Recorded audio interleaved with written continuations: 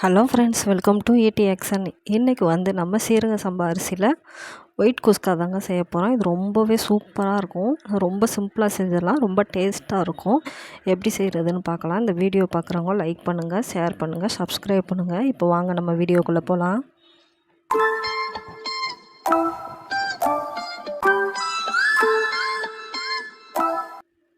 இந்த குஸ்கா செய்கிறதுக்கு வந்து நான் இப்போ வந்து சீரக சம்பா அரிசி வந்து 1/2 கிலோ எடுத்திருக்கேங்க. நீங்கள் பாருங்கள், இது நல்லா இப்படி தாங்க இருக்கும், பொடிசாக இருக்கும். தெரியாதவங்க பார்த்துக்கோங்க. இந்த மாதிரி ரொம்பவே நல்லா வாசனையாக இருக்கும், டேஸ்ட்டு அதை விட இருக்குங்க, சூப்பராக இருக்கும். இது வந்து நான் இப்போ 2 தடவை தாங்க அலசியிருக்கேன். ரொம்ப அலசக்கூடாது. 2 தடவை அலசிட்டு நான் தண்ணி பிடிச்சி வச்சுருக்கேன். தண்ணியும் ரொம்ப பிடிக்கல பாருங்கள், வேஸ்ட்டாக கீழே விட வேண்டாம், லைட்டாக மூழ்கிற அளவுக்கு பிடிச்சா போதும். இப்போ வந்து இதுக்கு நம்ம மசாலா அரைச்சிக்கலாங்க. இப்போ வந்து இஞ்சி பூண்டு பேஸ்ட்டாக தாங்க நான் சேர்க்குறேன். நீங்கள் இஞ்சி பூண்டு சேர்க்குறதுனால சேர்க்கலாம். இப்போ 1/2 கிலோ அரிசிக்கு வந்து ஒரு 5 பல்லு பூண்டு, ஒரு சின்ன துண்டு இஞ்சி போடலாம். இப்போ நான் இஞ்சி பூண்டு பேஸ்ட்டே வந்து 1.5 டீஸ்பூன் அளவுக்கு சேர்க்குறேன். பச்சை மிளகா வந்து ஒரு 5 சேர்த்துருக்கேங்க. இது காரத்துக்கு பச்சை மிளகா மட்டும்தான் இன்றைக்கி சேர்க்க போகிறோம். இது வந்து கரெக்டாக இருக்கும். இப்போது ஒரு கொத்த அளவுக்கு வந்து கொத்தமல்லி எடுத்திருக்கேன், அதையும் சேர்த்துக்கலாம். இப்போ நான் வந்து இதுக்கு வந்து புதினா சேர்க்கலைங்க. இங்கே பாருங்கள், வெங்காயம் வந்து ஒரு பெரிய வெங்காயமாக 1 எடுத்து கட் பண்ணி சேர்த்துக்கலாம். பெருசாக தான் நறுக்கி போடுறேன், ஏன்னா இப்போ அரைக்க தான் போகிறோம் நம்ம. இதெல்லாம் இப்போ நம்ம அரைச்சி எடுத்துக்கலாங்க. இது ரொம்ப நான் நைஸாக அரைக்கலை பாருங்கள், கொஞ்சம் திப்பியாக தான் அரைச்சிருக்கேன். அப்போ தான் கொஞ்சம் நல்லாயிருக்கும், நைஸாக அரைக்க வேண்டாம். இங்கே பாருங்கள், திப்பியாக தான் இருக்குது பாருங்கள். இப்போ வந்து அதை மாற்றி வச்சுக்கலாம், ஒரு பவுலில் மாற்றிட்டு. இப்போ வந்து ஒரு 1/4 மூடி அளவுக்கு தேங்காய் எடுத்துருக்கேங்க. அதாவது பால் எடுத்து வைக்க போகிறோம். 1/2 கிலோ அரிசிக்கு வந்து 1/4 மூடி தேங்காய் வந்து சரியாக இருக்கும். இப்போ இதையும் கட் பண்ணி மிக்ஸி ஜாரில் போட்டு இப்போ நம்ம அரைச்சிட்டு வந்துடலாம். இங்கே பாருங்கள், அரைச்சிட்டேன். இப்போ வந்து ஃபஸ்ட்டு கொஞ்சம் தண்ணி அதை ஃபுல்லாக ஊற்றி நம்ம எடுத்துக்கலாம். எடுத்துகிட்டு கூட இன்னொரு தடவை போடுறதுனா கூட போட்டு அரைச்சி எடுத்துக்கிறலாங்க. இங்கே பாருங்கள், 1/4 மூடிக்கு வந்து பால் வந்து இவ்வளோ வந்திருக்கு. நம்ம பால் அளந்து ஊற்றிட்டு தண்ணி ஊற்றிக்கிடலாம். இப்போ வந்து நம்ம செய்ய ஆரம்பிச்சிடலாங்க. இப்போ அடுப்பு ஆன் பண்ணி குக்கர் தான் வச்சுருக்கேன். இப்போ 1 டேபிள் ஸ்பூன் அளவுக்கு எண்ணெய் சேர்க்குறேங்க. இப்போ எண்ணெய் நல்லா காஞ்சிருச்சு. இது கூட வந்து ஒரு 4 பட்டை, ஒரு 5 கிராம்பு எடுத்திருக்கேன், சேர்த்துக்கிறலாம். ஏலக்காய் வந்து ஒரு 3 ஏலக்காய் சேர்க்கலாங்க. இது 1/2 கிலோ அரிசிக்கு இது கரெக்டாக இருக்கும் இந்த அளவு.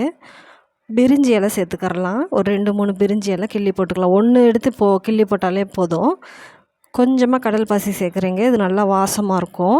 இப்போ வந்து வெங்காயம் வந்து இது கூட வந்து ஒரு வெங்காயம் தான் நான் சேர்க்குறேன் பாருங்கள். ஒரு வெங்காயம் வந்து அரைச்சிருக்கோம், ஒரு பெரிய வெங்காயமாக எடுத்து பொடியாக கட் பண்ணியிருக்கேன். இப்போ அதையும் சேர்த்துக்கிறலாம். இப்போ இதெல்லாம் லைட்டாக வதங்கிக்கிட்டு இருக்கு. இப்போ வந்து தக்காளி பழம் பாருங்கள், இதுக்கு ரொம்ப சின்ன சைஸாக தாங்க எடுத்திருக்கேன். இது 1 போதுங்க. இதுக்கு லைட்டாக புளிப்பு டேஸ்ட்டுக்காக தான் இது சேர்க்குறோம், ரொம்ப சேர்க்கக்கூடாது குஸ்காவுக்கு. இங்கே பாருங்கள், ஒரு சின்ன தக்காளியாக தான் சேர்த்துருக்கேன். அதையும் சேர்த்து இப்போ வதக்கிடலாம். இப்போ லைட்டாக வதங்கிலே வந்து இப்போ நம்ம அரைச்சி வச்சுருக்க மசாலாவையும் சேர்த்துடலாங்க. இங்கே பாருங்கள், அரைச்சி வச்சுருக்க மசாலாவையும் சேர்த்து இது கூட வந்து நல்லா பச்சை வாடை போகிற அளவுக்கு நம்ம வதக்கிடலாம். ஏன்னா இதில் இஞ்சி பூண்டு பேஸ்ட்டு சேர்த்துருக்கோம், அந்த வாசனை போகணும். அதனால் அது வரைக்கும் நல்லா வதக்கிடலாங்க. இது நல்லா கலரும் மாறி வரும், அது வரைக்கும் வதக்கணும். இங்கே பாருங்கள், நல்லா வதங்கிருச்சு பாருங்கள். இப்போ அரிசியில் உள்ள தண்ணி எல்லாம் சுத்தமாக இருத்துட்டேங்க. இப்போ அரிசியை நல்லா கிளறி விட்டுக்கிறலாம். அதிலே போட்டு இந்த நல்லா எண்ணெயிலே போட்டு கிளறிடலாம். நான் இப்போ இந்த சாதத்துக்கு வந்து நெய் சேர்ப்பாங்க சில பேர், நான் நெய் சேர்க்கலைங்க. இது நெய் இல்லாமல் ரொம்பவே நல்லா டேஸ்ட்டாக இருக்கும். இந்த சாதம் நல்லா வாசமாக நல்லாயிருக்கும் சாப்பிட்றதுக்கு. பாருங்கள், நெய் எதுவுமே நான் சேர்க்கல. அந்த எண்ணெயிலே லைட்டாக வதக்கிடலாம். ஒரு 1 நிமிஷம் வதக்கி எடுத்துடலாங்க. அவ்வளோதான், இப்போ வதங்கிடுச்சு பாருங்கள். இப்போ வந்து இதுக்கு வந்து தேவையான அளவு தண்ணி சேர்க்கணும். இப்போ 3 கப்பு அரிசி எடுத்திருக்கேங்க நான். அதிலே வந்து 6 கப்பு அளவுக்கு தண்ணி சேர்க்க போகிறேன். இப்போ வந்து நம்ம ஃபஸ்ட்டு வந்து பால் சேர்த்துக்கிருவோம். சேர்த்துட்டு அதுக்கப்புறமா தண்ணி சேர்த்துக்கலாம். பாலே இப்போ வந்து 3 கப்பு அளவுக்கு இருந்துச்சுங்க. 3 கப்பு தண்ணி சேர்க்குறேன். சேர்த்து இதெல்லாம் நல்லா மிக்ஸ் பண்ணிடலாம். இதெல்லாம் நல்லா மிக்ஸ் பண்ணிவிட்டு இப்போ நம்ம உப்பு சேர்த்துக்க போகிறோம். உப்புமே இதுக்கு வந்து ரொம்ப இழுக்காதுங்க இந்த சாதத்துக்கு. அதனால் உப்பு வந்து கரெக்டாக தான் போட்டுக்கிறணும். பத்தாட்டினா வேணால் பார்த்துட்டு போட்டுக்கிறலாம். இப்போ நான் வந்து ஒரு 1/2 ஸ்பூன் அளவுக்கு உப்பு சேர்க்குறேங்க இதுக்கு. இங்கே பாருங்கள், 1/2 ஸ்பூன் அளவுக்கு தான் சேர்க்குறேன். இதுவே கரெக்டாக இருக்கும். இப்போ நம்ம மிக்ஸ் பண்ணிவிட்டு நம்ம டேஸ்ட்டு பார்த்துட்டு அதுக்கப்புறமா போட்டுக்கிறலாம். லைட்டாக உப்பு கரிக்கிற மாதிரி இருந்தால் போதும். இது கூடவே வந்து நம்ம சிக்கன் கிரேவியோ சிக்கன் குழம்பு ஊற்றி சாப்பிடையில வந்து ரொம்பவே நல்லா டேஸ்ட்டாக இருக்கும். அப்படி இல்லாட்டி நீங்கள் வந்து புதினா துவையை அரைச்சி கூட தொட்டு சாப்பிட்லாங்க. ரொம்பவே நல்லாயிருக்கும். காலைல டிஃபனுக்கு கட்டி கொடுக்குறதுக்குமே சூப்பராக இருக்கும். புதினா துவையை வச்சு இதை வச்சு சாப்பிட்றதுக்கு நல்லாயிருக்கும். இப்போ பாருங்கள், உப்பெல்லாம் கரெக்டாக இருக்குங்க. இப்போ வந்து குக்கர் மூடி வச்சிடலாம்.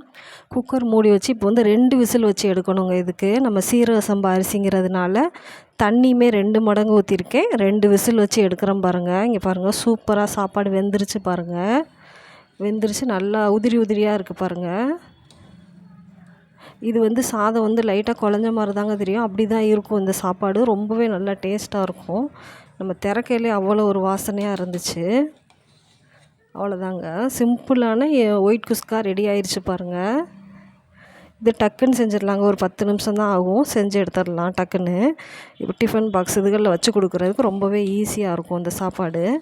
இங்கே பாருங்கள், சாப்பாடு நல்லாவே வெந்திருக்கு. நல்லா உதிரி உதிரியாகவும் இருக்குது பாருங்கள்.